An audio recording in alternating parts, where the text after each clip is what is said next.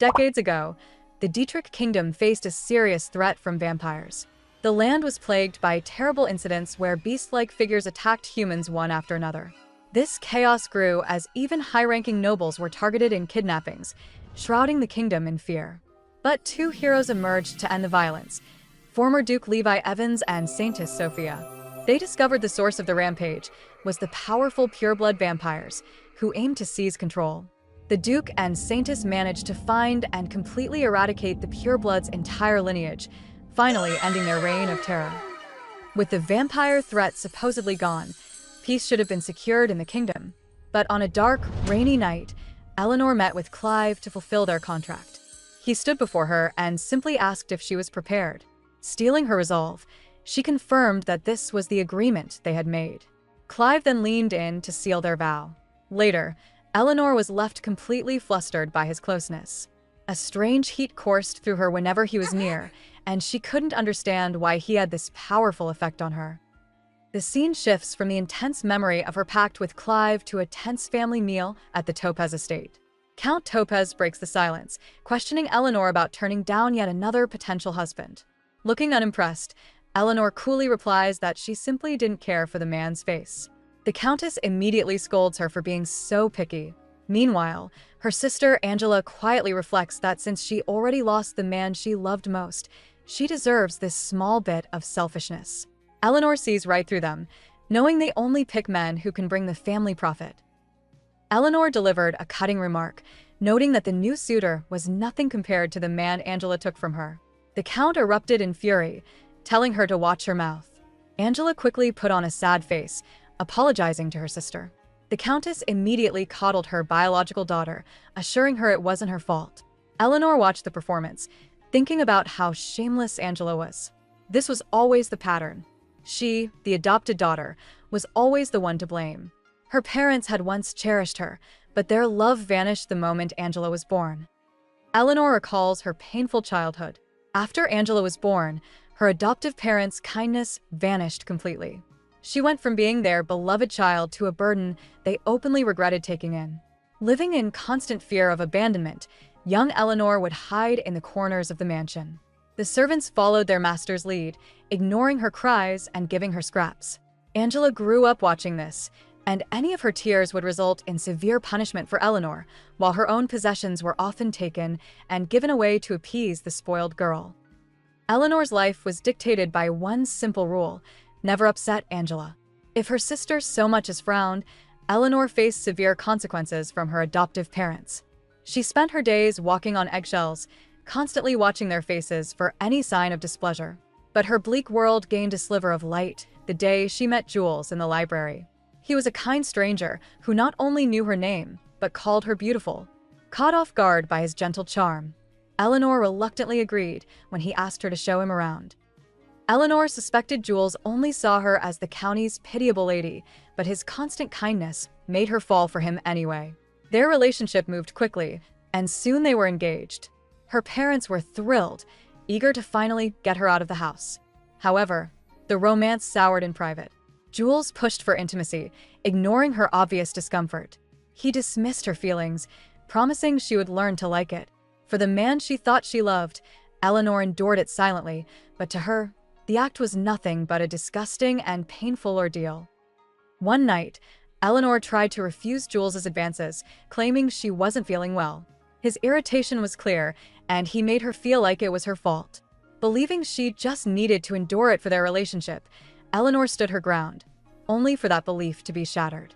Moments later, she peeked through a doorway and found Jules in a compromising position with her own sister, Angela. He stammered that it wasn't what it looked like, but the betrayal was obvious. All of Eleanor's pain erupted as she screamed, demanding why Angela always took everything from her. As Jules shielded Angela, Eleanor's heart broke. She demanded to know why he was protecting her sister after promising his life to her. His love had turned to ice. He callously stated he was tired of her unresponsive nature, claiming that being with her was a deeply wounding experience. His cruel words confirmed Eleanor's worst fears about herself, that she was flawed and incapable of intimacy. Some time later, with newfound resolve, she faced her father and announced that she no longer wished to marry. The Count was furious, calling his daughter ungrateful for her decision. The Count angrily reminded Eleanor that she was adopted. He insisted her duty was to marry into a powerful family to repay them. Unfazed, Eleanor replied she never asked him to raise her. Enraged, her father accused her of making Angela suffer from guilt. Eleanor scoffed at the absurd claim. After a moment, she announced that she would find her own husband. Determined not to be used as a political pawn, she calmly requested permission to attend Angela and Jules's engagement party, a plan already forming in her mind. The grand hall buzzed with the chatter of high society for Angela and Jules's engagement party. When Eleanor walked in, the room fell into a hush before erupting into whispers. The nobles gossiped about her sudden appearance, noting she hadn't been seen since her own engagement was broken. But this was all part of her plan. Earlier, she had stunned her father by calmly requesting to attend. With a faint smile, she pointed out that it would be far stranger if her younger sister's older sibling didn't show up, leaving him speechless. The Count looked on, seething with anger, but Angela smoothly stepped in. She sweetly told her father that if Eleanor truly wished to bless them, they should let her. Playing along with their act, Eleanor agreed with a confident smile. Internally, she vowed to stop walking on eggshells around her family. It was time to hold her head high. Just as she steeled her resolve, a murmur went through the crowd. Duke Clive had arrived. Duke Clive Evans commanded the room's attention with his striking looks. The noble women swooned, whispering about how handsome he was. Rumors swirled around him, with some calling him the infamous Vampire Duke. Eleanor silently dismissed the monstrous nickname as tasteless. With his dark hair, porcelain skin, and a long history of romantic tales, Clive was a living legend. Eleanor watched as he immediately began charming another lady, confirming that his reputation as a womanizer was well-earned. Unimpressed by the display, she turned away. As the guests anticipated the main arrival, a familiar voice called out to Eleanor. She turned to see Jules, her former fiancé, with Angela on his arm. Angela remarked with false surprise that she never imagined Eleanor would actually attend their engagement party. Taking his cue, Jules smugly asked if Eleanor was there to insist their broken engagement was entirely his fault. Unflinching, Eleanor met his gaze and coolly asked if he was trying to say it wasn't. The confrontation had officially begun, right in the middle of the ballroom. The whispers confirmed it. A rumor was spreading that Eleanor had an affair, making her the villain in the broken engagement. Just as she prepared to confront Jules, Angela interrupted with a fake smile. She grabbed Eleanor's hand, loudly announcing that her sister was only at the party to chase a new man she had her eyes on. Putting on a show of support, Angela created the perfect trap. Eleanor knew denying it would only make her look more guilty. Cornered and frustrated, her mind unexpectedly flashed back to Duke Clive. Jules leaned in, twisting the knife further by declaring Angela was his true destiny.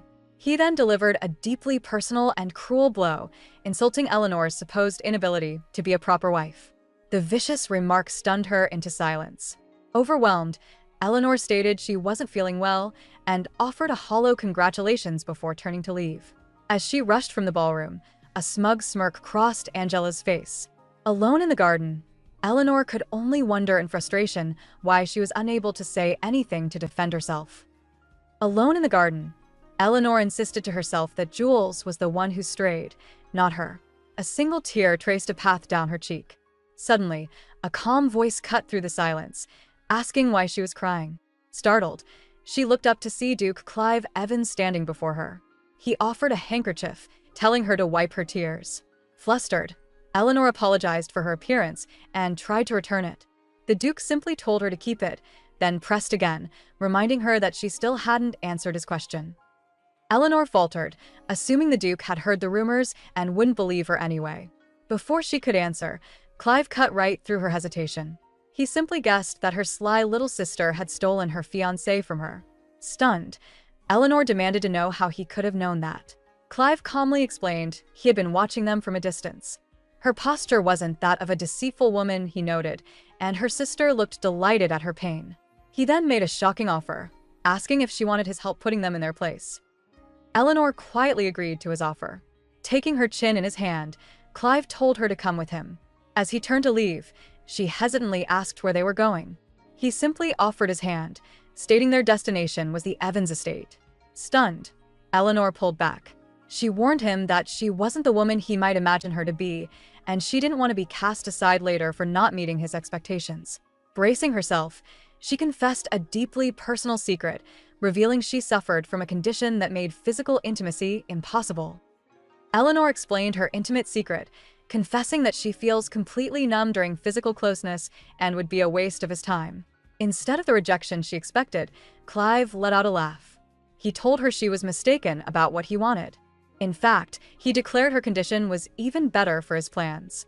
Before she could question his strange words, he swiftly pulled her into a sudden, deep kiss.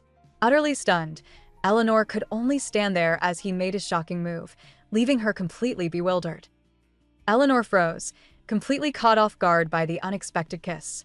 When Clive finally pulled back, his expression was serious, as if confirming something he had suspected all along. Snapping out of her daze, a flustered Eleanor demanded to know what he was thinking, reminding him she wasn't suited for him. Unfazed, Clive coolly informed her that he had no intention of treating her like a simple companion for the night. His plans, it seemed, were far more complex than she could have imagined. Still reeling from his kiss, Eleanor demanded to know why he'd done it if he wasn't interested in her that way. Clive looked at her seriously and dropped a bombshell. He wanted her to be his wife. Thinking it was a cruel joke, she told him to stop making fun of her. Proposing at their very first meeting was just too ridiculous. He assured her he was serious, clarifying that it wasn't a normal proposal. Clive was asking her to enter into a contract marriage, one he promised would benefit her as well. Clive explained his offer clearly. Marrying him was her ticket to freedom from her family and scheming sister. Eleanor, ever cautious, questioned what he could possibly get out of the deal. She reminded him that an orphan with no connections brought him no political or social advantage. He simply replied that there was indeed something he wanted, something that only she could give him. However, he refused to reveal his motives unless she first accepted his proposal, leaving Eleanor stunned by his audacious demand. Eleanor firmly rejected his proposal. She told Clive he should find someone else, reasoning that a man of his stature would have countless offers. Unfazed, Clive insisted that the contract was only possible with her. Despite his persistence, Eleanor couldn't bring herself to accept. She had already decided to live the rest of her life alone. As she turned to leave, Clive called for her to wait. Unbeknownst to them, Angela had been watching the entire exchange, wondering why the Great Duke would ever choose her sister. Back in her room, Eleanor felt utterly exhausted and collapsed onto her bed. Though she had just rejected him, Duke Clive's audacious proposal echoed in her mind. He had asked her to be his wife.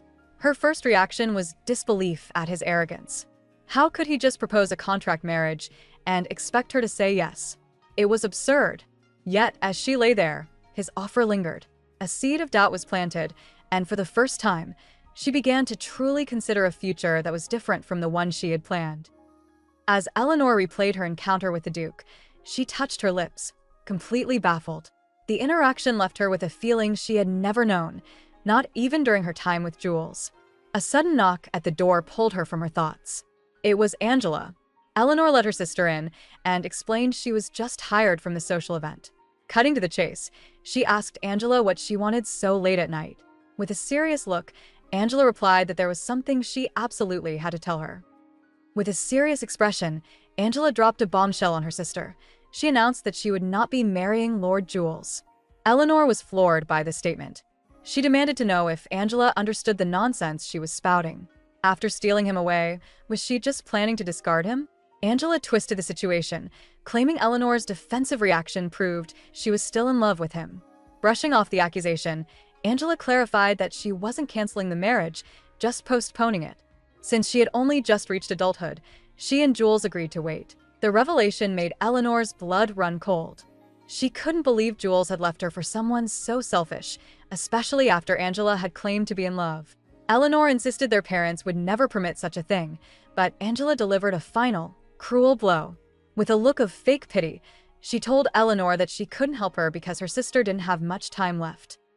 Angela continued her cruel assessment, telling Eleanor that a woman her age, without a fiancé, is considered unwanted. She twisted the knife, reminding her of the broken engagement. Angela questioned who would possibly want a flawed woman like her, even with all the fine jewels she possessed. Leaning in close, she delivered her final verbal blows, causing Eleanor to flinch. Having said everything she came to say, Angela coldly wished her a good night and departed, leaving Eleanor standing alone and reeling from the venomous attack. In his vast, moonlit study, Duke Clive reviewed a stack of papers. The document revealed a stunning truth, identifying Eleanor Topaz as the one who possesses the sacred ruby. With this new information, Clive's resolve hardened as he gazed out the window at the night sky. He made a silent, determined vow that he could not let her slip away from his grasp. In his mind, she was far more than just a wife in a contract marriage. Eleanor was a savior, and he would not lose her. The next morning, Eleanor was completely drained. Sleep had been impossible, knowing that Duke Evans was scheduled to visit that very day. She looked at her tired reflection in the mirror before glancing at his letter again. It confirmed his intention to discuss their marriage. Her insecurities swelled as she questioned why he would ever want someone like her. The cruel words of her past echoed in her mind, her ex-fiancé dismissing her as an unappealing partner and her sister labeling her as a damaged woman. Despite her exhaustion, a flicker of defiance sparked within Eleanor. She briefly imagined the shock on her sister and ex-fiancé's faces if she actually married the Duke. But reality quickly set in. She reminded herself of Clive's flashy reputation with women, concluding his proposal must be a temporary whim. Determined not to be swayed, she prepared herself. Soon, Duke Evans arrived. Wasting no time on small talk, he sat opposite her and directly asked if she had made a decision about their contract marriage. Eleanor immediately turned down his offer. After her recent broken engagement, she explained that she was tired of being tossed around by men and marriage.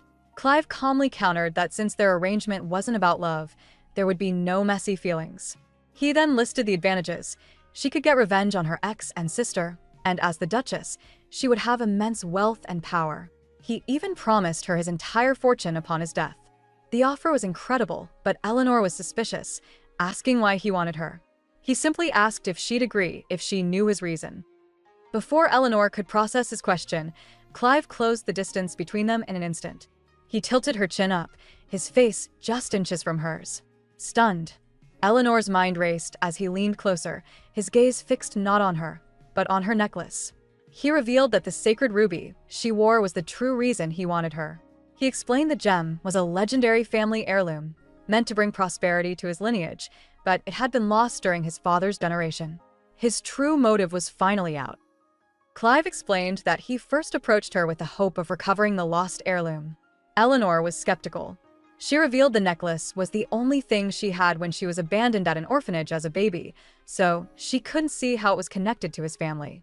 But Clive was completely certain it was the authentic sacred ruby, guessing it must have been sold off. He then revealed his second motive. She was the first woman who had ever truly interested him. If they married, both she and the ruby would be his. Clive calmly laid out the terms of his proposal. In exchange for securing her future, she just needed to come to his family, bringing the gem with her. He called it a good contract, but Eleanor had a critical question regarding the matter of an heir. She reminded him of her condition, explaining that physical intimacy was impossible for her and that the pressure of producing a child was not the freedom she sought.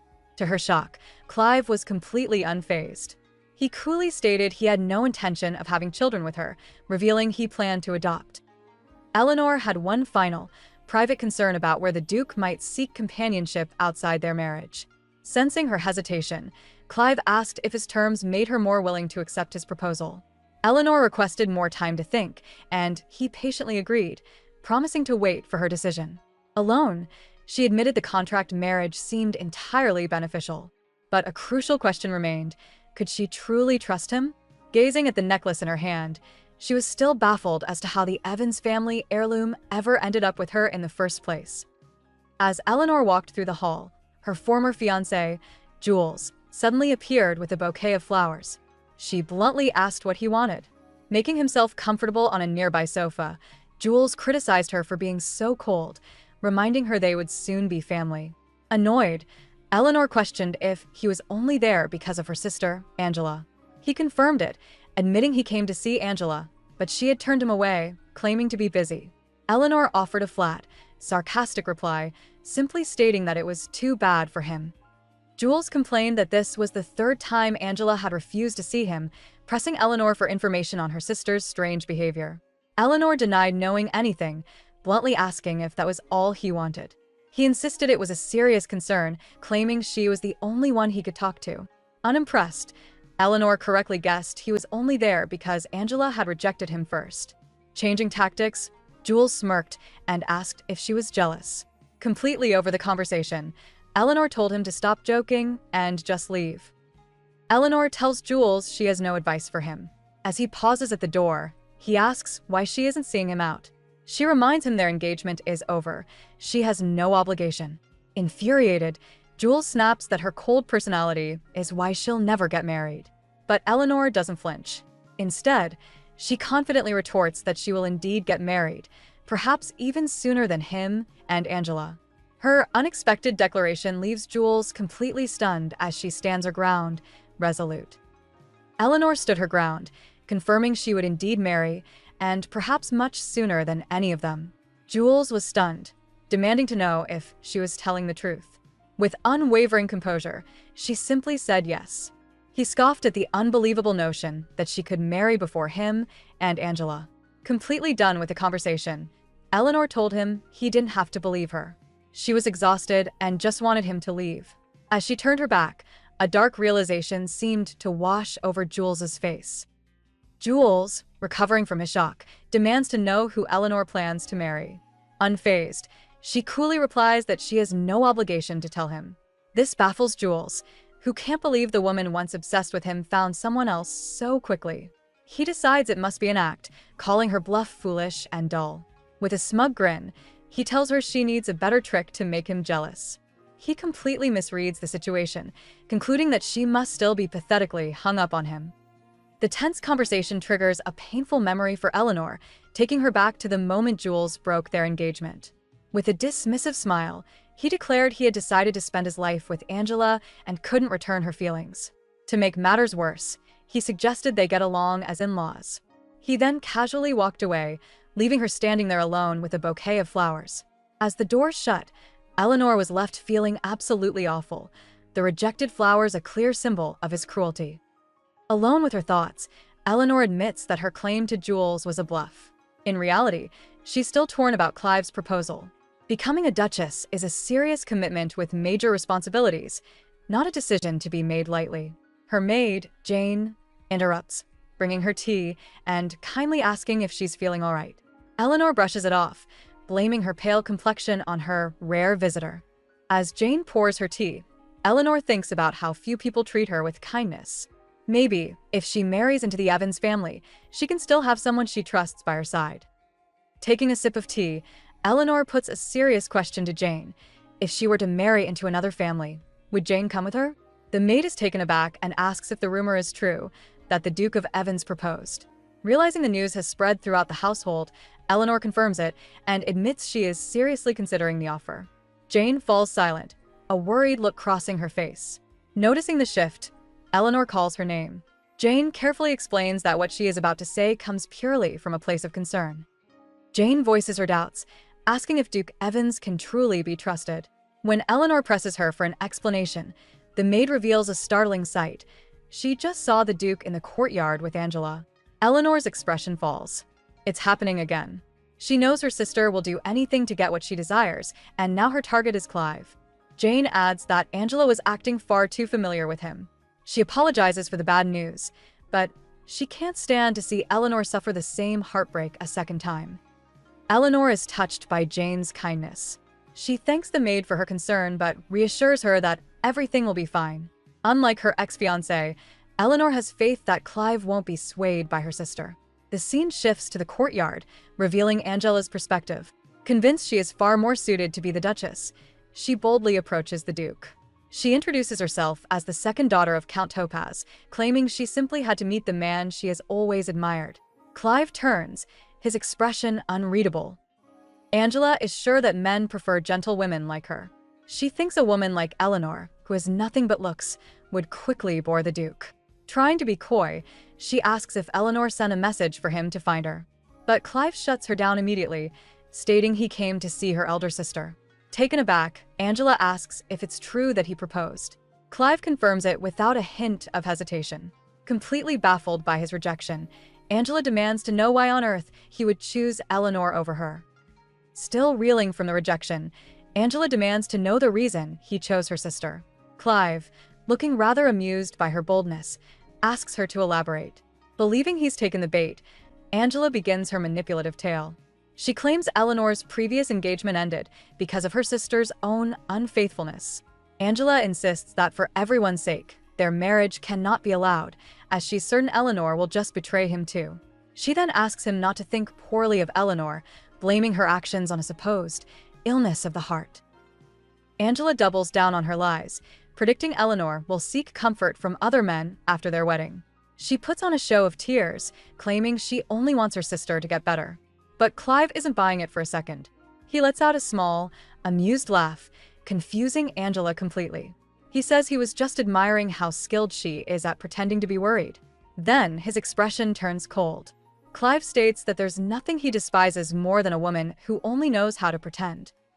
Clive's icy words cut through Angela's performance. He tells her there's nothing he despises more than a woman who is all pretense and completely empty inside.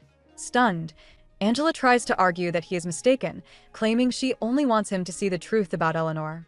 She suggests his attraction to her sister is blinding him to reality.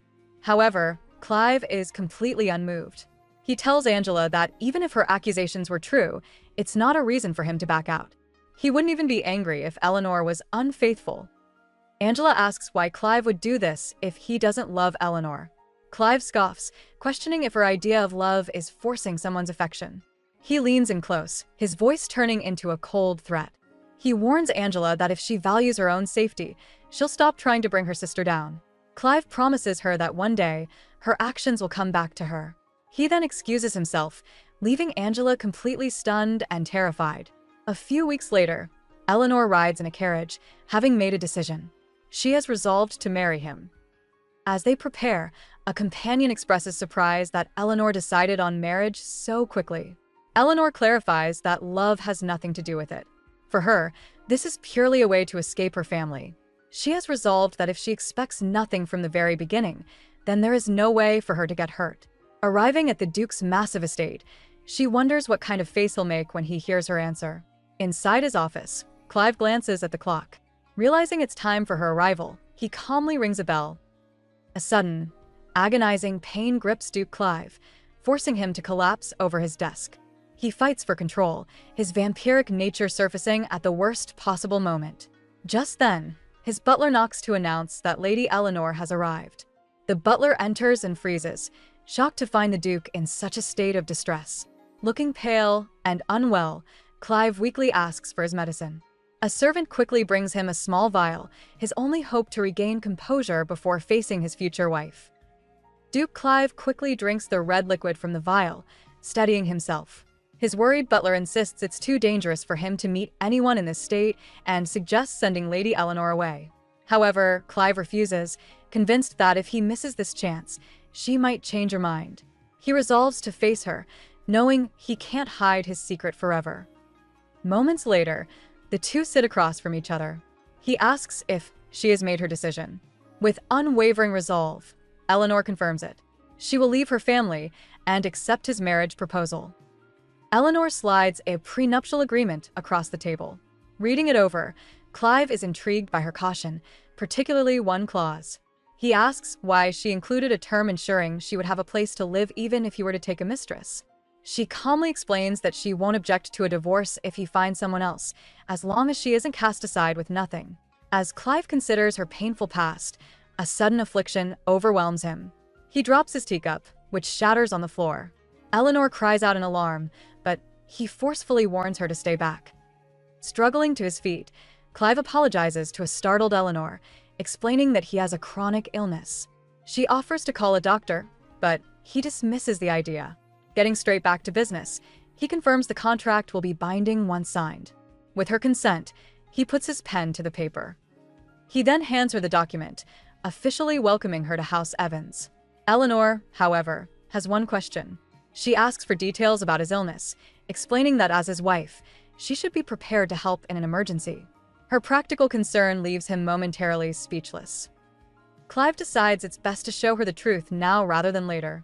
He tells Eleanor his illness is complicated and asks her to follow him, saying there's something he needs to show her. He leads her to a large, imposing door, explaining it opens to an underground chamber where she'll understand everything.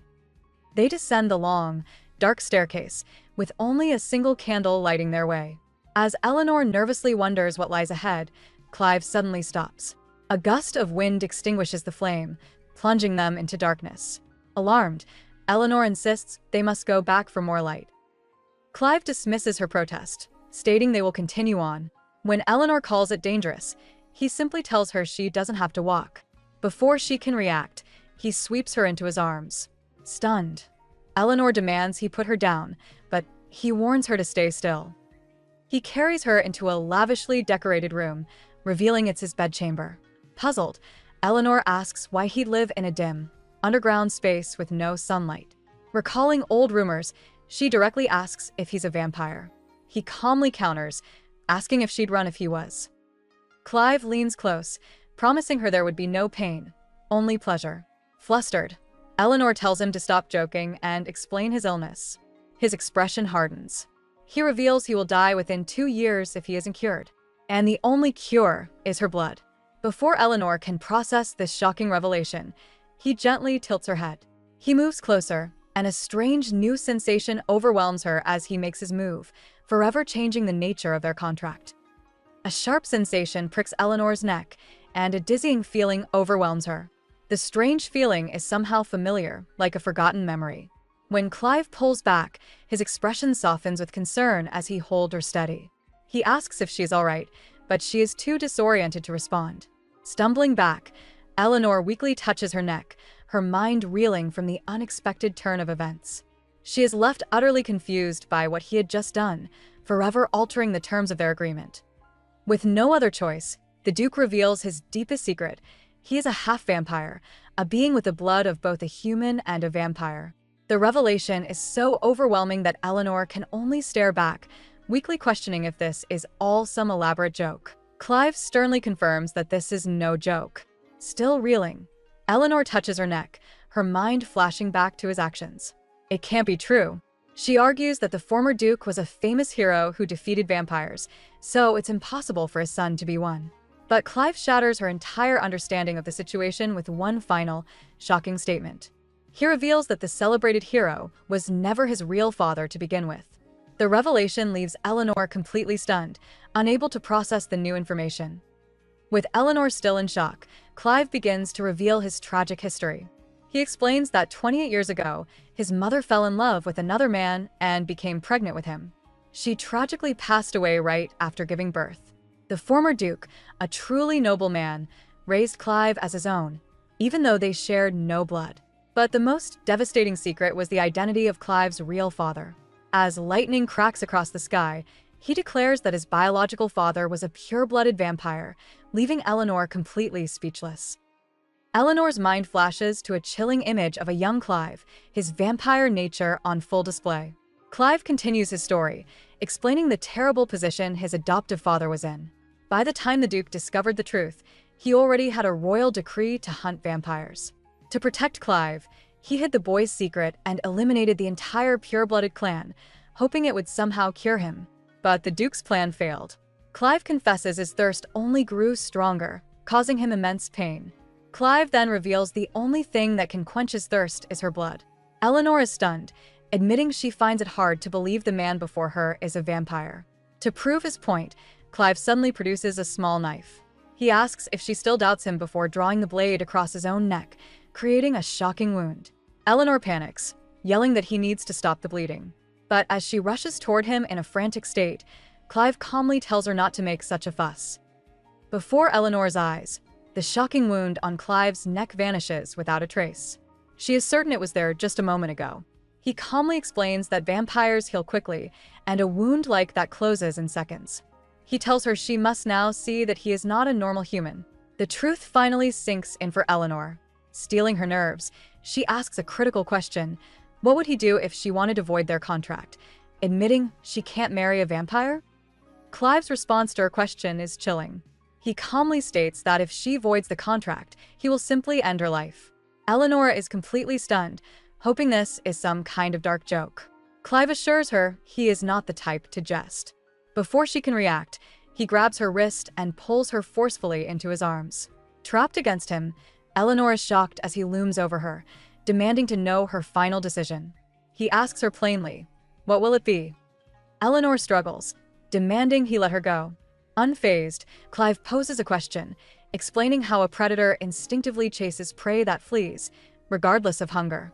He compares them to a great cat and a small rabbit.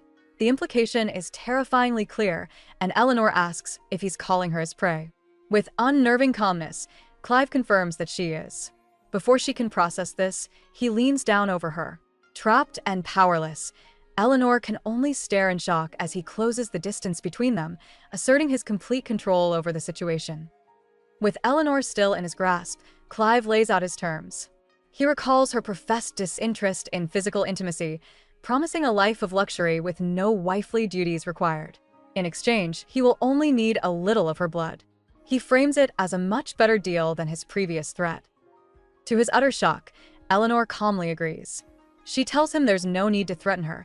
She will gladly provide what he needs. The fact that her contract partner isn't human is not an issue. Stunned by her complete acceptance, Clive asks if she's sure. Eleanor confirms her decision without a hint of fear. She coolly reasons that she won't perish from having a little blood taken. Treating the supernatural arrangement like a business deal, she asks if there's anything else to discuss before the wedding. She then declares their contract settled and formally extends her hand. Completely caught off guard by her composure, a stunned Clive can only stare for a moment. He then firmly takes her hand, sealing their bizarre pact. The scene shifts, showing Eleanor in a lavish new room, contemplating the strange path her life has just taken. After a restless night, Eleanor reflects on her arrangement with Clive. He had told her to leave all the wedding procedures to him and simply wait for his contact. However, he gave her one final, chilling condition. She was to tell no one about his true nature. He warned that if his secret was exposed, they would face the consequences together. For Eleanor, this was a small price. All she truly wanted was to escape her family's house.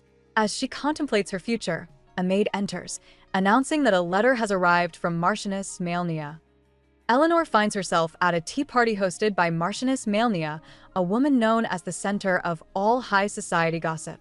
The Marchioness's invitations are typically reserved for those who are either spreading rumors or are the subject of them. Eleanor grows uneasy, worrying that her contract marriage has somehow been exposed. Just as her anxiety peaks, a young lady at the table claps her hands excitedly. She announces that she's been wanting to talk with Lady Eleanor for a long time, leaving Eleanor completely baffled by the unexpected attention. The young lady clarifies that she hasn't had many chances to see Eleanor before, mentioning she saw her at the recent engagement party. The comment brings back a painful memory of Eleanor's former fiancé with her sister. Realizing this woman witnessed her public humiliation, Eleanor calmly takes a sip of tea. She explains that she intends to be more active in society from now on. Seizing the opening, Marchioness Malnia asks if her partner will be joining her. Before Eleanor can react, the Marchioness drops a bombshell, asking directly if she's marrying Duke Evans and stunning everyone into silence. The room fills with shocked whispers as the other ladies question the news, pointing out that Eleanor was engaged to Lord Keister only days ago. Eleanor panics, wondering how her secret agreement with the Duke was exposed so quickly. Marchioness Malnia smirks, dismissing Eleanor's confusion. She openly accuses Eleanor of meeting with Duke Evans while still engaged. Then, she delivers the final blow, claiming Eleanor stole the Duke away from Miss Angela. To Eleanor's absolute horror, she spots Angela at the very same table, wearing a triumphant little smile. Eleanor quickly understands the situation. Angela has manipulated the influential Marchioness Malnia, the queen of society, to paint her as a villain. Realizing that showing fear would be a victory for her sister, Eleanor composes herself. She calmly confirms that she and the Duke are getting married. However, she firmly clarifies that Duke Evans never had feelings for Angela, and this has nothing to do with her previous broken engagement. The Marchioness questions if she is calling her own sister a liar, but Eleanor knows the truth. Angela lies constantly, using an innocent facade to fool everyone. Eleanor calmly refutes the accusation, telling the Marchioness to ask Duke Evans herself if she needs proof. Backed into a corner, the Marchioness reluctantly agrees, promising that the truth will be revealed soon enough. Later, upon returning to the Duke's mansion, Eleanor's confident mask begins to slip. Though she tells William she handled it, she can't shake her unease. Walking up the stairs alone, she worries that these new rumors might cause serious trouble for the Duke, and the stress of the confrontation finally hits her. Back at the mansion, Eleanor is met with a familiar, frustrating sight. Angela is crying while the Count and Countess fuss over her. Her adoptive father immediately turns on Eleanor, angrily demanding if she feels any pity for her sister. Unfazed, Eleanor calmly states that she feels nothing and has no reason to be sorry. The Count is stunned by her cold response. Eleanor simply adds that Angela crying is nothing new. Furious, the Countess screams her name, but Eleanor just looks back at them, ready for the confrontation. As the family fusses over a crying Angela, she insists that everything is her fault. The Countess is quick to comfort her, calling her a sweet child who has done nothing wrong. Watching this familiar performance from afar, Eleanor sighs, completely done with the theatrics. She announces that she doesn't understand the situation and turns to leave. The Countess's shriek hangs in the air as Count Topaz steps forward, his face twisted with pure fury. He makes the shocking claim that Duke Evans was originally interested in Angela, not Eleanor. The Count accuses her of whispering lies into the Duke's ear just to manipulate him. Roaring with indignation, he demands to know why she is so greedy, insisting that the title of Duchess should have rightfully gone to Angela. Eleanor calmly refutes the wild accusations, reminding her family that Angela was the one with a fiancé, Lord Jules. She questions why they're acting like she stole the Duke when, in reality, Angela was the one who took her former betrothed. With perfect timing, Angela begins her performance. She tearfully claims she and Jules have parted ways because it was too painful that he couldn't get over Eleanor. It was during this fabricated heartbreak, she alleges, that she discovered Duke Evans had feelings for her all along. Angela continues her dramatic performance, claiming she believed the Duke liked her until he suddenly proposed to Eleanor. Collapsing to the floor in a heap of fake tears, she accuses Eleanor of poisoning the Duke's mind against her. Unmoved by the spectacle, Eleanor listens to the absurd tale. She calmly points out that this is the first she's ever heard of the Duke having feelings for Angela. She then firmly declares that no amount of crying will change the facts. Her marriage to the Duke is going to happen, whether they like it or not. The Countess can't believe what she's hearing, asking if Eleanor truly accepted the Duke's proposal. With zero hesitation, Eleanor confirms that she did. At this, Angela collapses into her mother's arms, wailing that first Lord Jules fell for Eleanor, and now the Duke has been taken by her, too. Eleanor calmly tells them to spare her the nonsense. The Count finally loses his temper, grabbing Eleanor's arm. He furiously forbids the marriage, insisting Angela deserved it. Eleanor simply informs him that everything is settled and the Duke will formally announce their engagement next week. The Count furiously demands Eleanor tell the Duke that any negative remarks she made about Angela were lies. Sighing, Eleanor realizes a rational conversation is impossible. She looks her father in the eye, stating plainly that she will never yield to Angela again. From this moment on, she refuses to humor her stepsister's moods. Stunned by this sudden defiance, Eleanor thinks back to a time when her adoptive parents cherished her, promising they would always be on her side. That warmth is gone now. The Count angrily asks when she became so overbearing, demanding she remember the favor of being raised by them. The Countess agrees, forbidding the marriage as long as Eleanor disregards Angela. Eleanor's expression hardens. She states she no longer clings to those old memories. If that is their stance, then she no longer needs their permission for anything. Eleanor calmly announces her decision. She is leaving the household for good. The stunned Count asks if she truly means to abandon the family, and she confirms without a moment's hesitation. He presses her, wanting to know if she understands the severe consequences of this choice. To leave means being erased from the family registry, losing her name and all rights to her inheritance. But as she looks upon the estate she's leaving behind, Eleanor is completely unfazed. In her mind, those consequences mean nothing to her anymore. The Count scoffs, accusing Eleanor of casting the family aside just to become a duchess. He warns her that she will surely come to regret this choice. Unbothered, Eleanor thanks him for the warning, a confident smile playing on her lips. She declares that her mind is already set, leaving the Count and Countess completely stunned by her defiance. Without another word, she turns to the door, announces her departure, and walks out, firmly closing the door on her old life and the family that never truly wanted her. The door clicks shut, sealing Eleanor's decision. Inside, the Topaz family is left in utter shock as Angela's cries echo through the mansion. They call out, asking where she is going, but their words fall on deaf ears. Eleanor walks away without a second glance, internally wishing Angela well. She has finally cast off the house and family that brought her nothing but misery. Later, resting in a peaceful, sunlit room, a genuine smile spreads across her face. She revels in the delightful feeling of true freedom, ready for her new life to begin. The feeling is absolutely exhilarating, a true taste of freedom. As she slowly wakes, she realizes she must have drifted off. Sitting up, Eleanor rubs her eyes, thinking it's been ages since she's been able to sleep so soundly. It seems her new life has already brought her the peace she desperately craved. Her peaceful morning is interrupted by a knock. 3 maids enter, looking uneasy. When Eleanor asks why they're here, one explains that the Count ordered them to clear out all her belongings. Eleanor quickly understands this is a petty attempt to scare her into submission after their argument. However, the Count's plan completely backfires.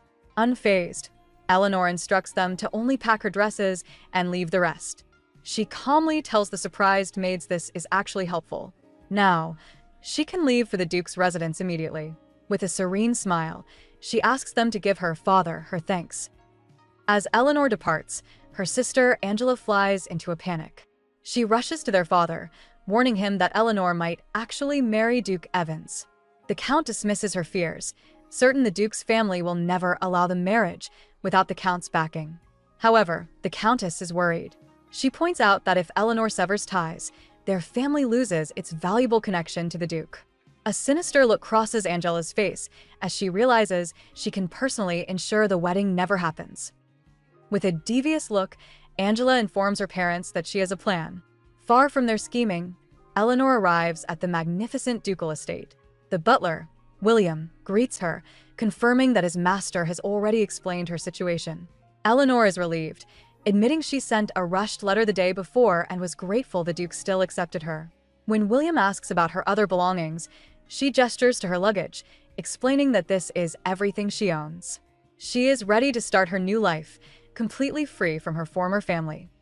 William is visibly surprised, asking if her single suitcase is truly everything she brought. Eleanor notices a shock and asks if something is wrong, but the butler quickly recovers. He assures her it's nothing and escorts her inside to the Duke's residence. There, Duke Clive is waiting. She apologizes for arriving earlier than planned, but he tells her it's alright, as he has already prepared everything. He then asks directly why she severed ties with her family.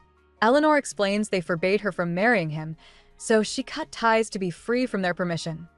Clive questions if this marriage is more important than her family. With surprising honesty, Eleanor admits all she wanted was freedom.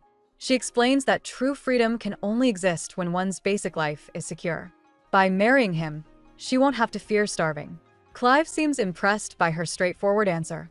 He notes that many women have pursued him for his power and wealth, but she is the first to want marriage simply for a stable life. When she asks if her lack of family support is a problem, he reassures her. Coincidentally, he has no parents to interfere either. Clive takes a step forward, a knowing smile on his face. He asks Eleanor if she remembers the real reason for their arrangement. Lifting her chin gently, he looks her in the eyes and reveals a stunning truth. He claims the only woman he can ever marry is her, the owner of the sacred ruby. Before she can process this, he pulls back. He informs her that she's free to do as she pleases until dinner, as he must attend to his work. Still reeling, Eleanor asks to see the library, and Clive instructs his butler to escort her. Led to the grand library, Eleanor is stunned by its sheer size, realizing it must hold a vast collection of knowledge. She quickly locates her target, the Volkulak Legend Notebook. This book details rare creatures and monsters, including vampires, a species long thought to be extinct. Determined to understand her future husband, she opens the book to study their ecology. The first page confirms common knowledge. Vampires are weak to sunlight and prefer raw meat and wine. She presses on, turning the page to uncover Clive's deeper secrets. As Eleanor flips through the vampire ecology section, a photograph slips from between the pages. She picks it up and recognizes Clive's father, realizing the former Duke must have known his son was a vampire. but her focus quickly shifts to the woman standing beside him. It's a bride who looks exactly like her. Her eyes widen in shock as she spots the ruby necklace around the woman's neck, the very same sacred ruby she now possesses. The mysterious woman in the picture was none other than the former Duchess of the Evans family. Before she can process this, a servant announces that dinner is ready. Still reeling from the discovery, Eleanor makes her way to dinner. Clive gets right to the point, telling her they'll be going to the temple the next day to set a wedding date. He warns her to be careful, as the priests cannot find out their marriage is just a contract. Eleanor agrees, feeling a sense of relief that things are moving forward. But she knows her old family won't stay quiet for long. Suddenly, Clive asks her why she went to the library. Startled, she deflects, saying she was just doing some research. Clive correctly guesses she was researching vampires. He reassures her that his butler, William, knows everything and it's safe to talk. Acknowledging it must be unsettling, he suggests she can ask William any questions she has. Eleanor firmly denies being afraid of him. When Clive presses her on why she was researching, she answers confidently. She states that since he's going to be her husband, it's only natural to want to understand him better. Seemingly satisfied, Clive ends dinner and abruptly says they're going to the bedroom, leaving her stunned. In the bedroom, Clive reminds Eleanor of their agreement. He has provided her with food, clothing, and shelter, and now he intends to collect his payment. As he asks if she's prepared, Eleanor steels herself, acknowledging that this is part of their contract. She's completely caught off guard when he starts removing his shirt.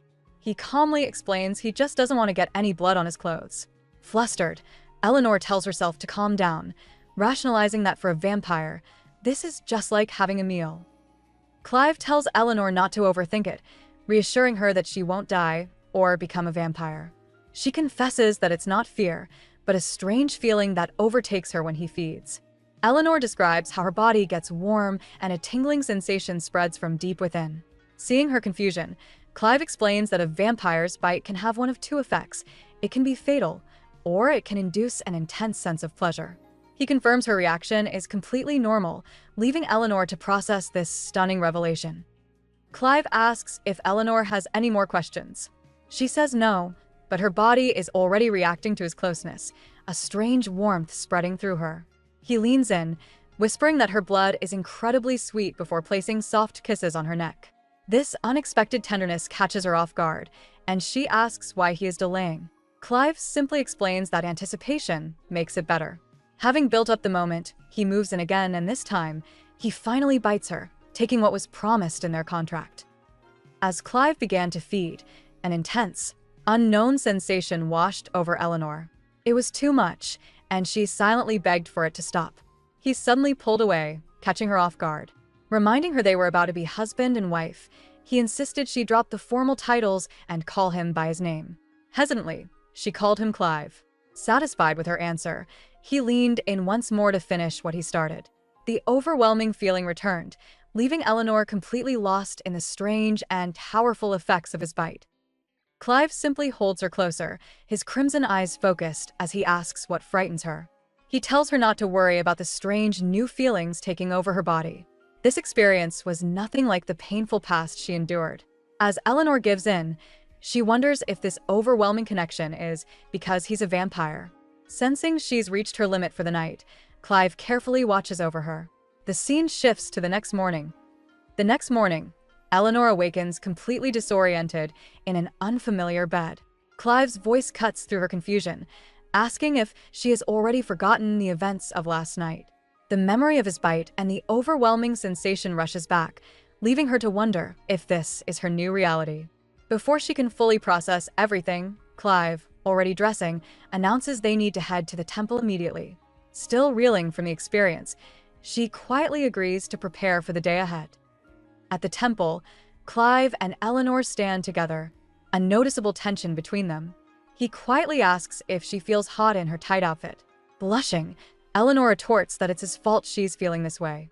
Their moment is interrupted by a priest who has reviewed their histories. After a brief pause, he delivers shocking news. He cannot approve their marriage.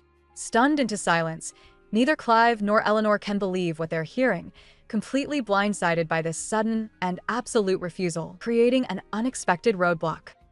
Eleanor is stunned. She learns of a kingdom law requiring a 1-year waiting period after an annulment before remarrying. For nobles, this rule is usually just a formality, so it had completely slipped her mind.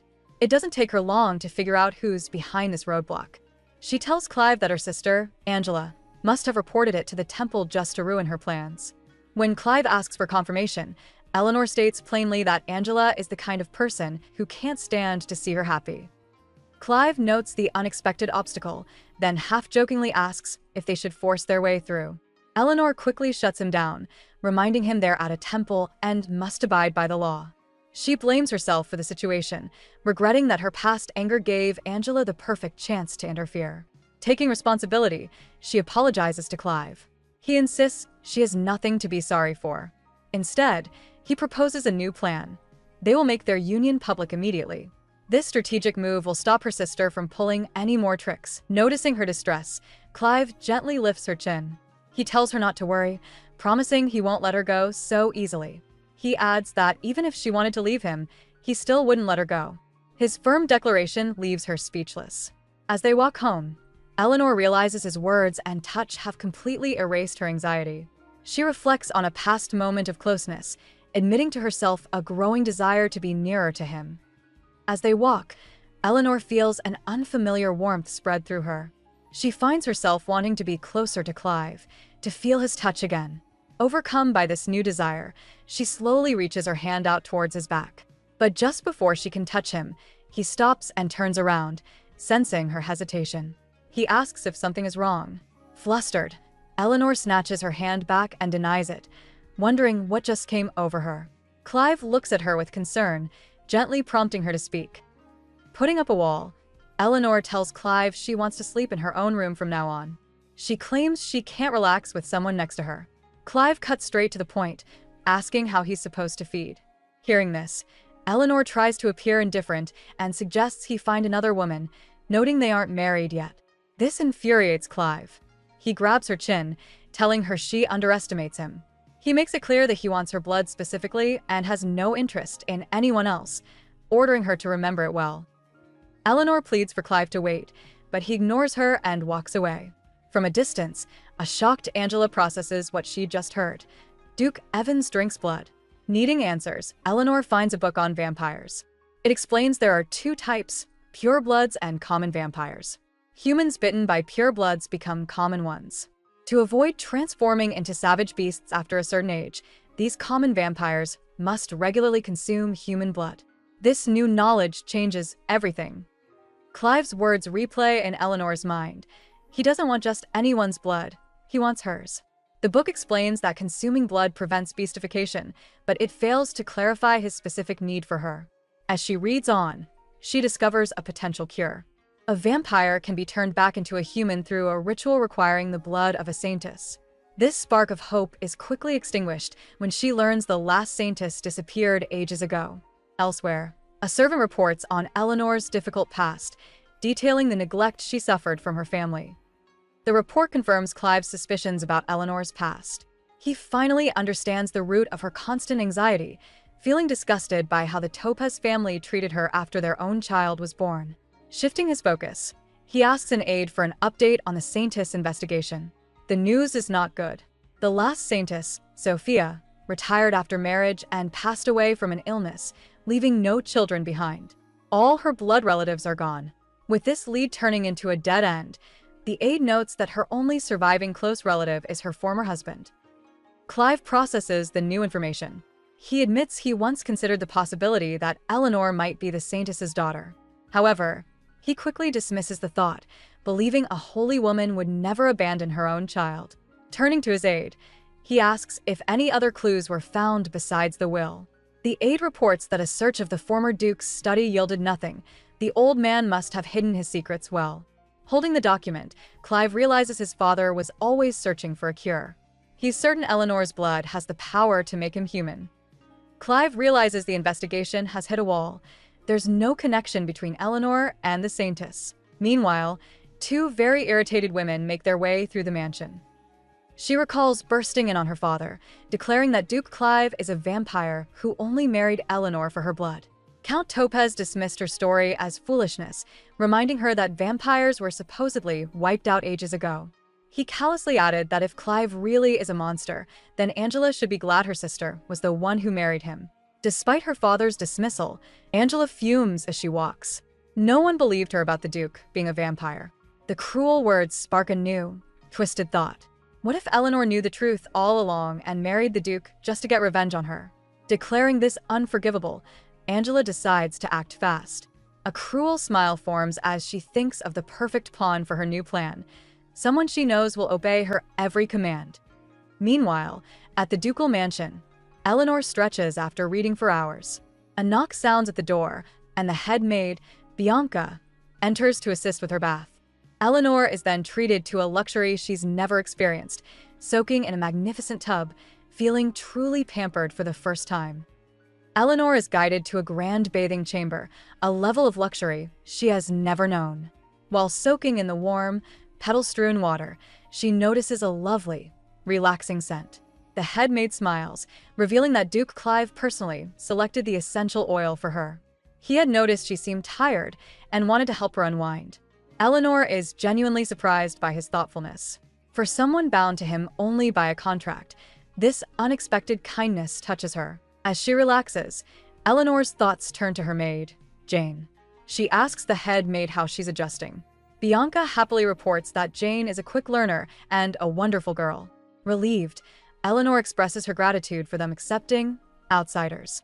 Bianca immediately corrects her, explaining that everyone eagerly awaited the woman their master chose. She declares that Eleanor is no outsider. She is the future Duchess of the Evans family. This unexpected warmth and acceptance touches Eleanor deeply. The head maid, Bianca, kindly asks Eleanor for her favorite color, wanting to take notes for ordering new dresses. The simple question catches Eleanor completely off guard, sending her mind spiraling back 9 years. A flashback reveals a young Eleanor and Angela looking at dress catalogs. While Angela could choose as many as she wanted, Eleanor was limited to just one. The choice was a sham. She was only ever presented with a row of identical, plain white dresses. However, she once found a beautiful design that a shopkeeper said was perfect for her. The memory sharpens. The shopkeeper had praised young Eleanor's excellent taste, assuring her the lovely design suited her perfectly. For a moment, Eleanor allowed herself to hope, but her joy was short-lived. Her sister, Angela, saw the dress and immediately declared she wanted it for herself. When the shopkeeper offered to prepare one for each girl, the Countess became enraged.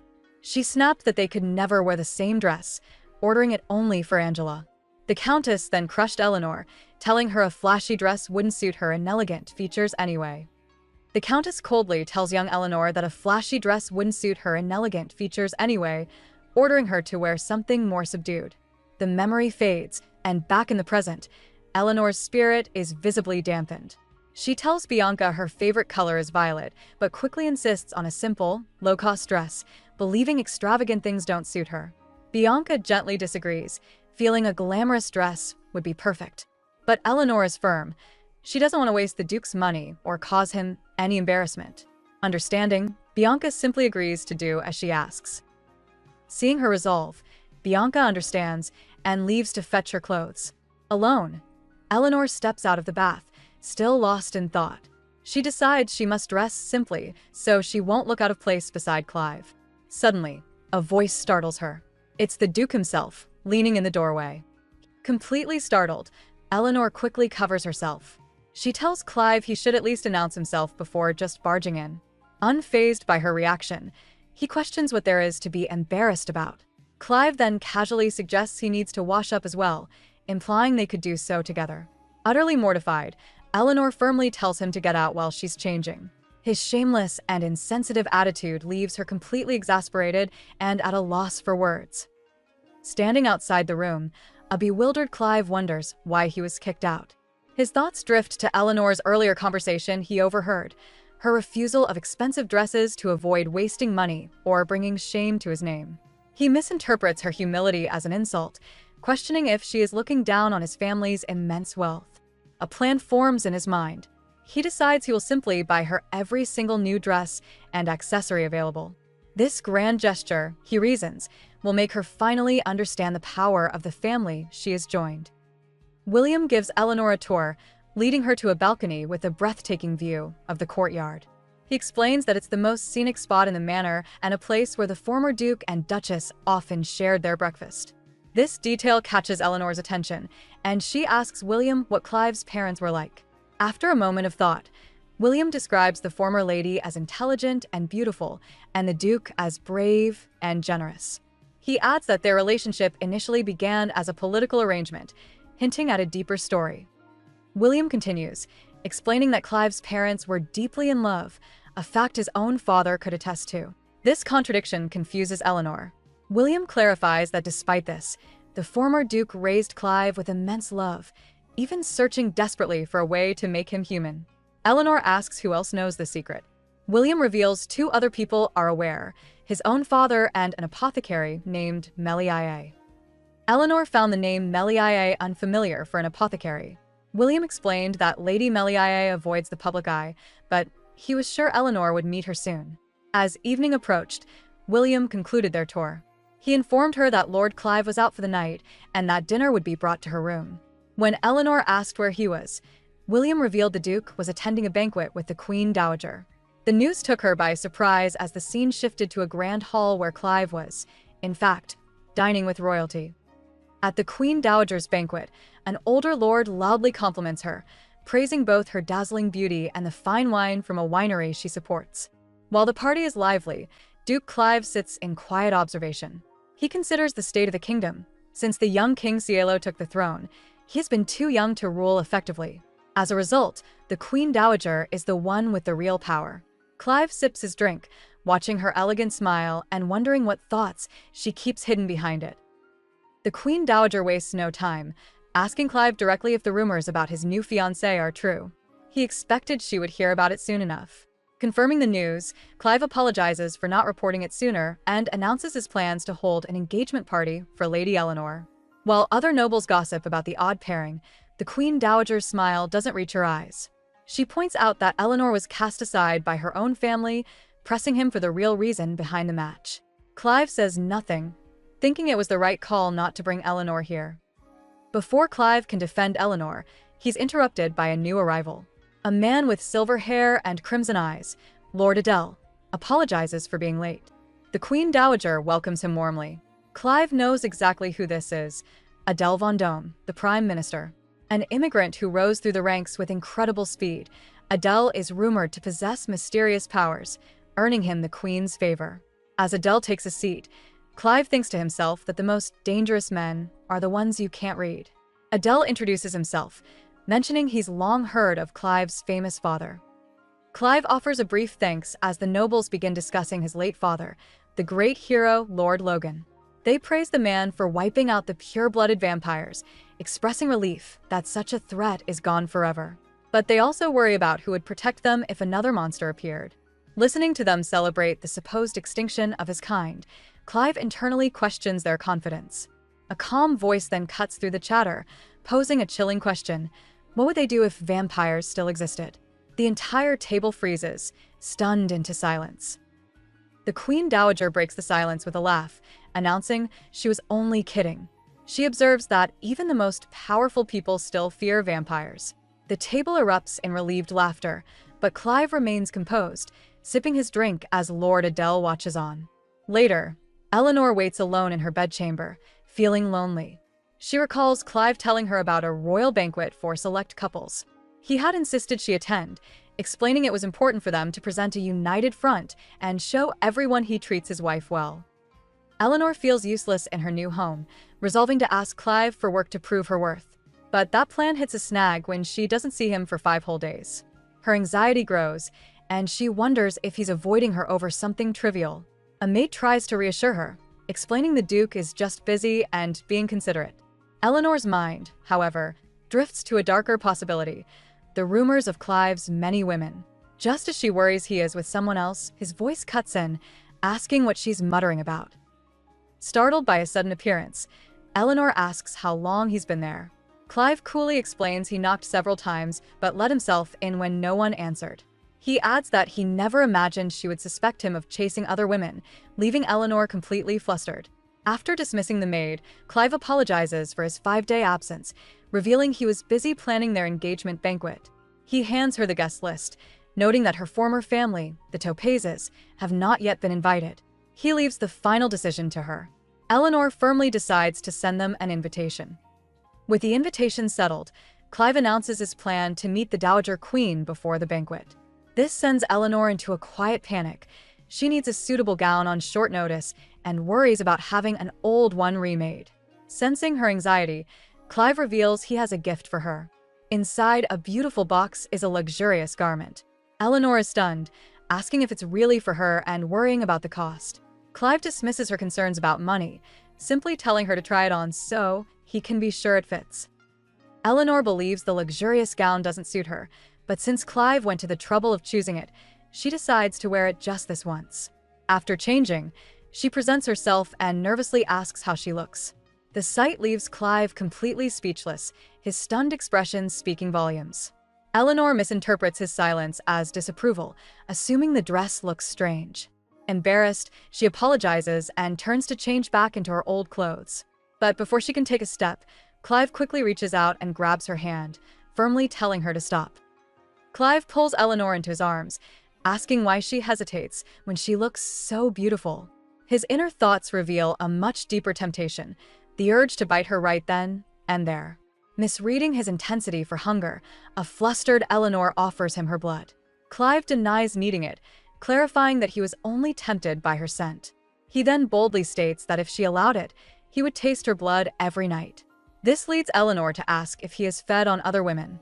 He confirms he has, but reveals they weren't women at all, they were animals. Clive explains that while he doesn't prefer it, vampires do drink animal blood. In fact, his first taste was from an animal. His mind drifts back to his childhood, where young Clive loses a play sword fight against another boy. His opponent mocks him for being too weak to be the Evans heir, but Clive retorts that his father is a hero. As the loser of their bet, Clive must present the prize. He walks over to a hutch and gently picks up a white rabbit, softly calling it Eva.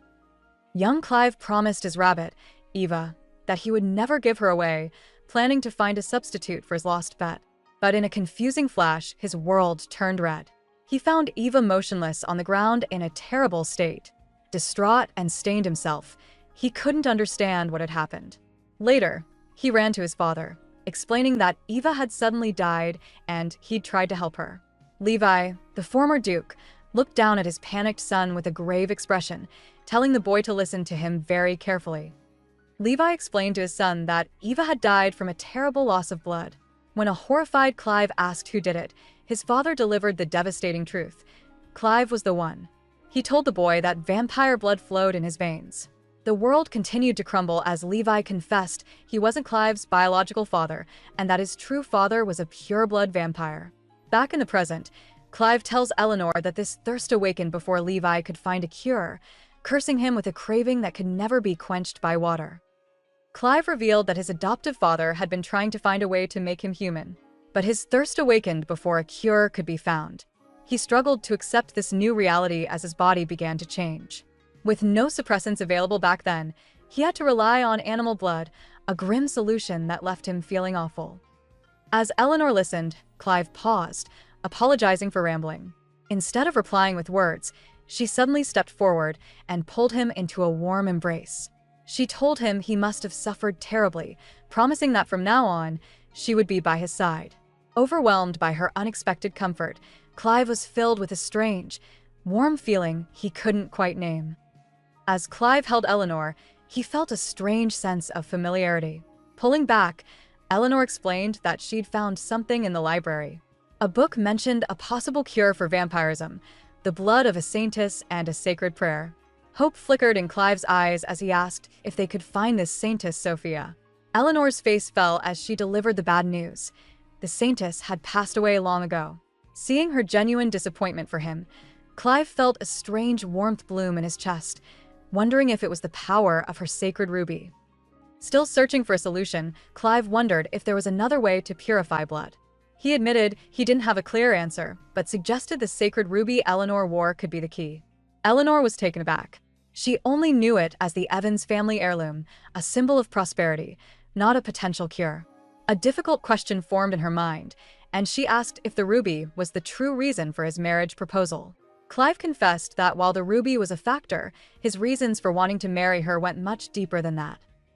Eleanor correctly guessed the late Duke had arranged their marriage, believing the sacred ruby could purify blood. Clive agreed with her interpretation.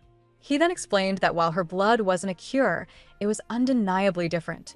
It instantly satisfied his thirst, lengthened the time before the urge returned, and eased the physical strain of his condition. Realizing her blood was the key, Eleanor decided to act. She asked to accompany Clive on his visit to Lady Manhwa, determined to understand the suppressants he used. Surprised but agreeable, Clive accepted her request. Before they left, Clive warned Eleanor to be careful, as Lady Manhwa had a unique temperament. They traveled swiftly, landing in a dark, remote forest. Eleanor asked why the lady lived in such an isolated place, and Clive explained it was to avoid the public. He shared her tragic past. Because Manhwa could glimpse the future, she was hunted in a witch trial. After enduring a terrible ordeal, she escaped to this forest. Though she was only a skilled apothecary, people had branded her an evil witch. Finally, they arrived at her secluded home. Clive rapped on the heavy wooden door. It opened to reveal Lady Manhwa, a woman with silver hair and severe scars covering one side of her face. She dryly commented that he took long enough before letting them inside. Once seated, Manhwa questioned Eleanor's presence, telling Clive she wouldn't do him any good. Clive defended her, explaining Eleanor was his fiancée and the medicine concerned her too. Manhwa relented but warned she doesn't welcome strangers. She then revealed the full extent of her old injuries, a sight that visibly startled Eleanor. Unfazed by the scars, Eleanor introduces herself politely. She explains that she heard brewing the medicine required extra hands and sincerely offers her assistance. Surprised by the gesture, Manhwa reluctantly agrees, but tells Eleanor to follow her alone. In the apothecary, she hands Eleanor a long list of ingredients to gather and prepare. As Manhwa departs to work downstairs, Clive notes that many of the items are incredibly rare and hard to find. He then gently offers to help Eleanor carry anything that might be too heavy for her. Eleanor politely declines Clive's help, insisting she's strong enough to manage on her own. She carefully climbs a ladder and grabs a heavy container, proving her point. As she begins grinding the ingredients with a mortar and pestle, Clive watches her, a curious look on his face. He asks why she would volunteer for such a troublesome job. Eleanor simply states that since the medicine is for him, it feels natural to help. She then worries if she's overstepping, but Clive reassures her. However, he privately eyes a bottle on a high shelf, knowing it's something he absolutely cannot let her touch. Curiosity getting the better of her, Eleanor opens the one bottle Clive was eyeing. A strange, red vapor bursts out, and the container suddenly shatters on the floor. The effect on Clive is immediate and severe. He stumbles back, looking distressed. When a worried Eleanor asks what's wrong, he just warns her to stay away. Before she can react, he moves with terrifying speed, pulling her into a rough embrace. As a dark energy swirls around him, he fights a powerful, overwhelming impulse he recognizes as his bloodlust. Trapped in his overwhelmingly strong embrace, Eleanor finds she can't breathe. It's a terrifying, suffocating feeling. Just as suddenly, Clive shoves her away. She falls to the floor, gasping for air and clutching her throat. Looking up in confusion, her eyes catch movement. Blood is dripping onto the floor.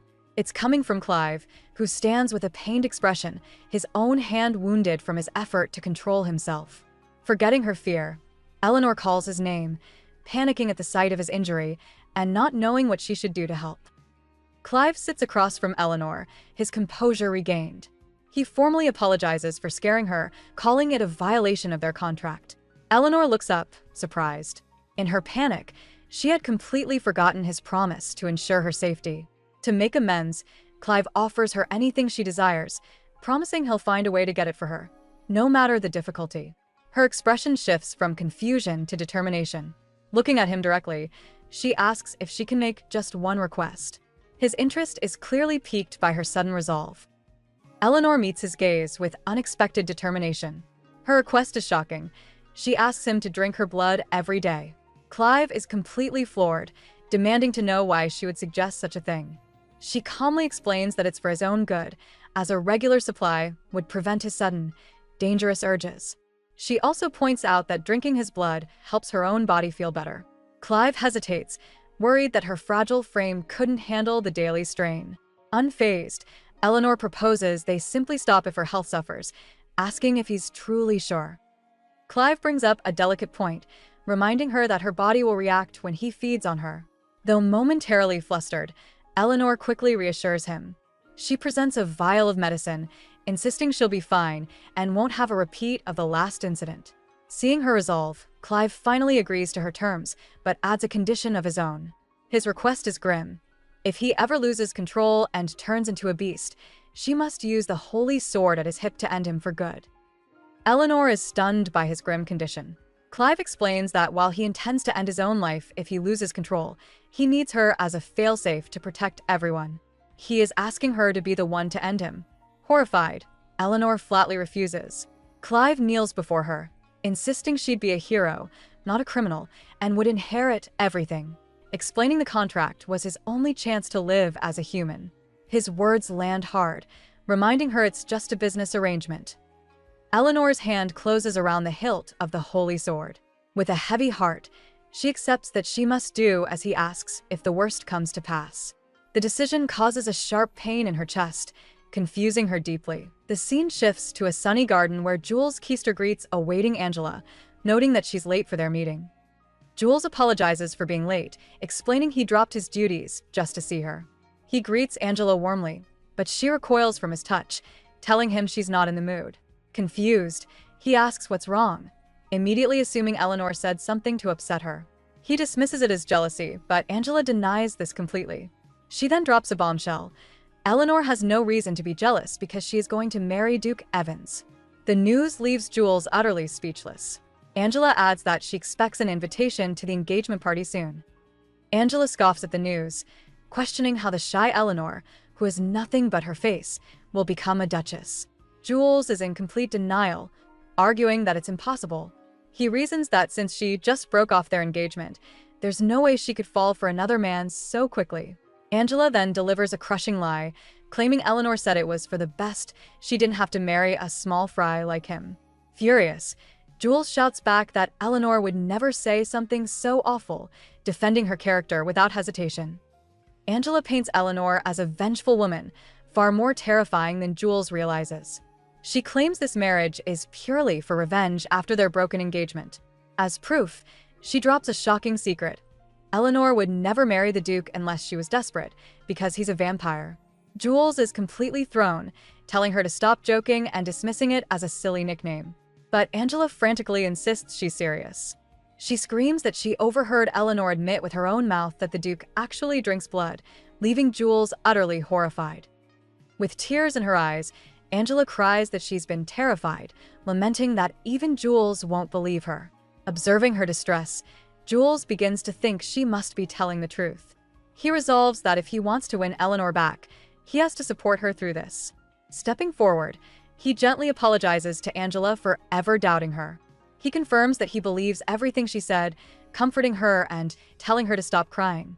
His mind is now set on saving Eleanor from her dangerous fiancé. With Jules now on her side, Angela reveals she has a good idea. She proposes they expose the Duke's true nature at his engagement party. If the public learns he's a vampire, the uproar could lead to his ultimate downfall. Angela then questions how they could possibly prove such a wild claim. He takes control of the situation, telling a stunned Angela to leave everything to him, assuring her that he has a plan to reveal the truth. Waking up, Eleanor finds Clive looming over her. He asks if her ex-fiancé is her type, his voice low. He warns her not to make that face for another man, calling it unpleasant.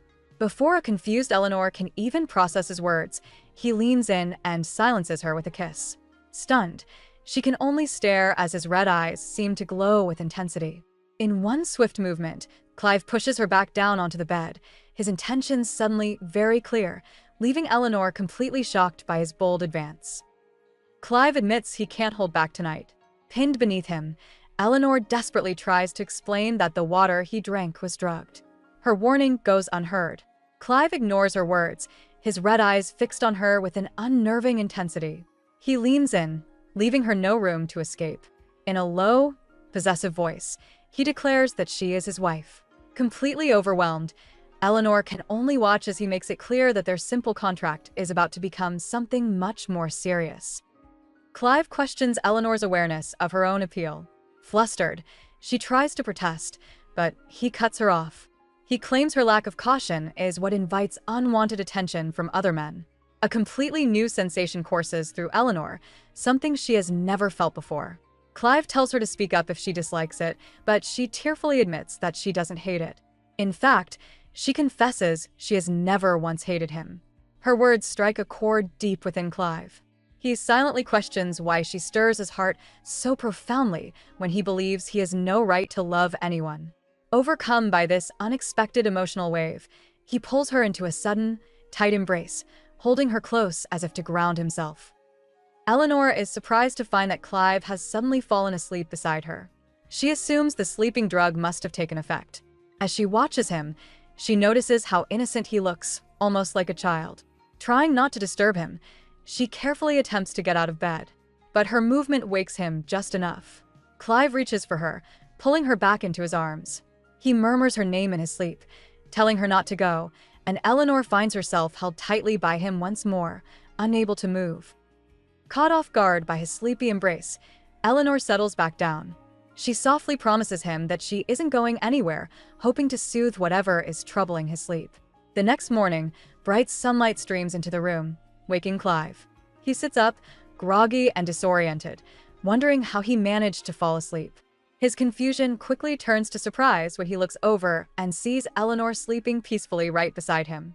He has no memory of how this happened, leaving him completely stunned by the morning scene. Clive sits up, feeling unusually refreshed and light. He turns to Eleanor, wishing her good morning. He apologizes, thinking he simply fell asleep while waiting for her.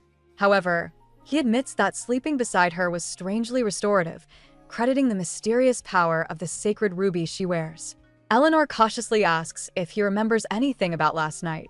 Clive is completely clueless, wondering if something important happened. Seeing that he has no memory of pulling her into his arms, Eleanor's expression hardens with quiet frustration. Noticing her cold demeanor, Clive asks Eleanor why she's so angry. She denies it, and he wrongly assumes it's because he fell asleep first, apologizing again. Unimpressed, Eleanor gives a curt response. Suddenly, Clive grabs her hand, his confusion turning into sharp focus. He stares at her neck, his voice turning serious as he demands to know who gave her the mark he sees there. Flustered, Eleanor quickly covers the spot with her hand, insisting that it's none of his business, insisting that the mark on her neck absolutely has something to do with him. Eleanor walks away as he calls for her to wait. Elsewhere, a sinister figure named Lord Adele sits in a lavish room. He was wondering what kind of woman Clive Evans holds so dear, but initially dismisses Eleanor as just a powerless girl. His curiosity quickly turns malicious. Adele smirks, revealing that he has a hobby of taking other people's prized possessions. He confirms this with his subordinate, who readily agrees. The scene shifts to a high society party where guests raise their glasses and congratulate Eleanor on her engagement. She accepts their words with a calm expression, completely unaware that a new threat has set its sights on her. Eleanor politely accepts the guests' congratulations, but her calm exterior hides her anxiety. She scans the crowd, noting her former family hasn't arrived, and quietly hopes they don't cause a scene. Across the hall, Clive notices her slight tension. He approaches her and asks if she's all right, knowing she dislikes large gatherings. She assures him she is fine, but he can tell something is off. When he gently asks again, Eleanor admits she's just feeling nervous and isn't used to this kind of attention. Noticing her discomfort, Clive tells her he'll help her relax and gently pulls her into a close embrace. The sudden intimacy surprises Eleanor, and the party guests whisper about what a lovely couple they make. Feeling the eyes of the crowd on them, Eleanor points out that everyone is watching. Clive is unbothered, reminding her that they are the stars of the evening. He adds that it's the fate of the beautiful, complimenting her on how stunning she looks. A flustered Eleanor asks if he really means it. He confirms it, then cheekily adds she's still a bit below him. With a satisfied smile, she admits she knew and just wanted to tease him back for once. Amused by her playfulness, Clive calls her quite the actress. She leans against him, thinking how much lighter these dreary events feel with him. After a moment, Clive apologizes, explaining that he still needs to greet a few more people before they can relax. Eleanor assures Clive she will be fine on her own. He remains concerned, specifically about the Topaz family, promising to step in immediately if they cause trouble. His sincerity seems to move her, and she agrees. As he walks away, Eleanor warns herself not to misunderstand his kindness, believing it's only because of their agreement. Left on her own, Eleanor decides to get a drink when a familiar voice interrupts her thoughts. It's her ex-fiancé, Jules Keister, offering congratulations on her engagement. She gives a hesitant thank you as he remarks on how surprised he was that she got engaged to a duke so quickly. With a smirk, he reminds her he once said he'd marry before she ever could. He then adds that while the duke must be captivated by her beauty, flowers that are only beautiful tend to wilt quickly. Annoyed, Eleanor points out that his congratulations sound completely insincere. He condescendingly suggests she's only marrying the duke for his attention, an idea she immediately shuts down by declaring she has zero interest in him. Unfazed, Jules reveals his true motive. He brings up the delay in her marriage approval, maliciously hinting that he's the cause. He cruelly implies that he's spread rumors about their past, making her seem impure before her wedding. Eleanor tries to convince herself it doesn't matter. Since their marriage is just a contract, the duke wouldn't care about such rumors. Still, she can't bear the thought of him knowing about an unpleasant memory involving Jules. Seeing her distress, Jules makes a twisted offer. He grabs her arm, suggesting that if the duke breaks things off, he'll take care of her as his companion on the side. He leans in with a smug smile, getting far too close. Horrified by his words and his touch, Eleanor forcefully shoves him away. Shouting for him to stop. She declares she has nothing more to say and storms off, leaving Jules behind. As she walks through the moonlit garden, she's disgusted by the encounter, trying to push away painful memories he brought up. Suddenly, a sharp sting makes her cry out. Looking down, she finds a deep, bleeding cut on her hand. She realizes with horror that Jules must have injured her when he grabbed her. Just as she processes the shock, a concerned voice calls out her name. Jules refuses to let her go, shouting that the duke will abandon her if he reveals their past. Ignoring her pleas to stop, he reaches out to grab her once more.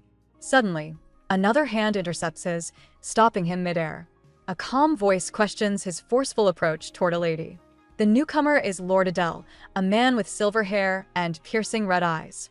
He coolly addresses the stunned Jules, his grip firm on the other man's wrist, making his disapproval perfectly clear. Jules chases after Eleanor, shouting that running is useless. The duke turns his cold attention to Jules. He tells Jules to stay out of it, making it clear this is his problem now. The duke then subtly points out that their location is known for private meetings. Forcing himself on an unwilling lady here would create a huge scandal for Jules.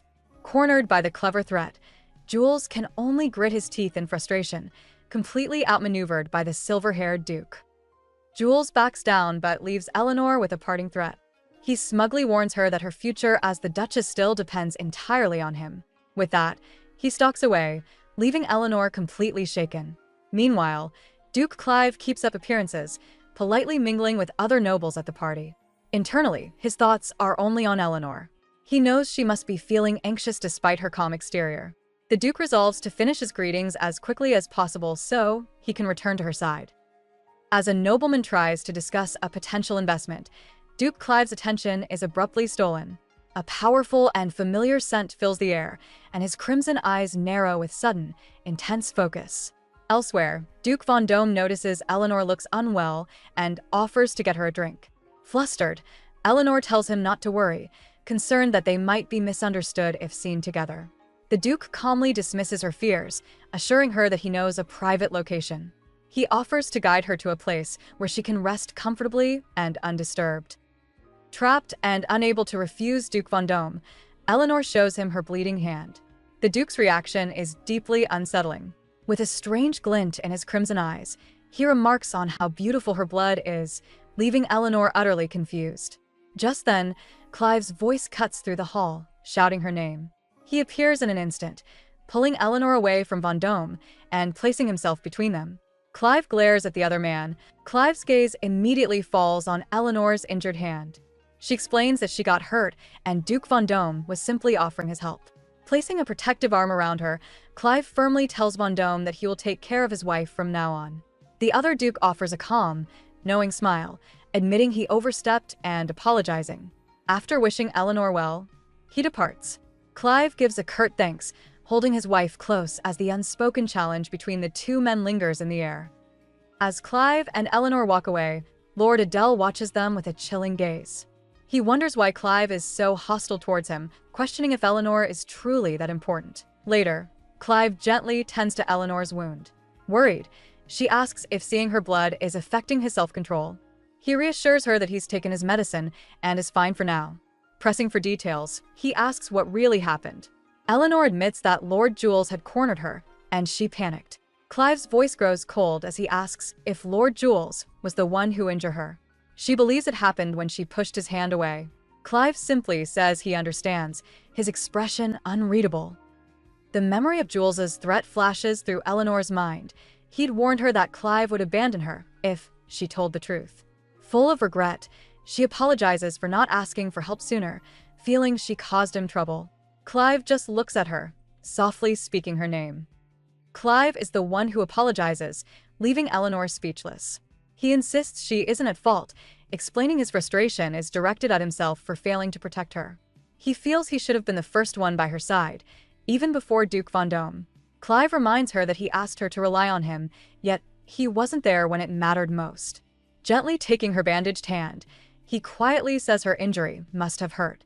Stunned by his genuine concern, Eleanor realizes she has never seen this vulnerable side of him before. Clive turns away, pleading with Eleanor not to look at him in such a pathetic state. His sudden vulnerability catches her off guard, and her heart begins to pound. She's overcome with a surprising, powerful urge to embrace him and close the distance between them. After a moment of hesitation, she pushes past her own doubts. As a startled Clive looks up, Eleanor acts on her feelings. She leans in and gently kisses him, taking the lead for the first time and changing their relationship